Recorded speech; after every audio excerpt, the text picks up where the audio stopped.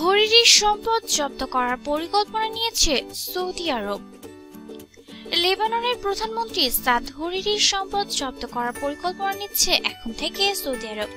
কথিত দুর্নীতি বিরোধী অভিযানের নামে সৌদি প্রিন্সদের যেসব সম্পদ আটক করেছে যুবরাজ মোহাম্মদ বিন সালমান, তারই অংশ হিসেবে হরিরির সম্পদ জব্দ করা হবে।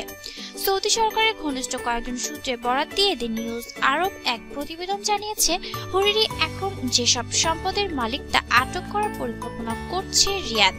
সৌদি আরবের সাদে হরিরি সৌদি ওজের নামে একটি বিশাল নির্মাণ কোম্পানি রয়েছে।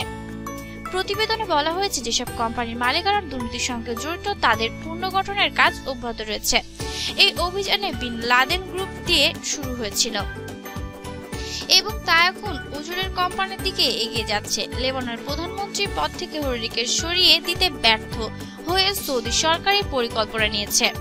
সূত্রের বরাত দিয়ে প্রতিবেদনে বলা হয়েছে, যদিও ওজের কোম্পানির এখন অনেক সম্পদ নেই, তবু সৌদি সরকার এর সম্পদ আটক করার পরিকল্পনা করছে। এমনকি যা বিক্রি হয়ে গেছে তাও। সম্প্রতি জর্ডানের ব্যবসায়ী সাবি আল মাসরিকে সৌদি সরকার আটক করেছিল। তার সঙ্গে হরিরিও সৌদি ওজের কোম্পানির বিষয়টি জড়িত।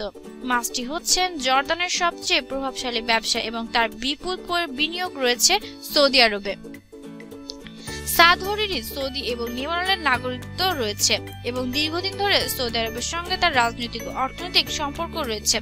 গত 4 নভেম্বর সাদ হরিরি আকস্মিকভাবে সৌদি আরবে গিয়ে পদত্যাগের ঘোষণা দেন, কিন্তু কিছুদিন পর দেশে ফিরে তার পদত্যাগপত্র প্রত্যাহার করেন।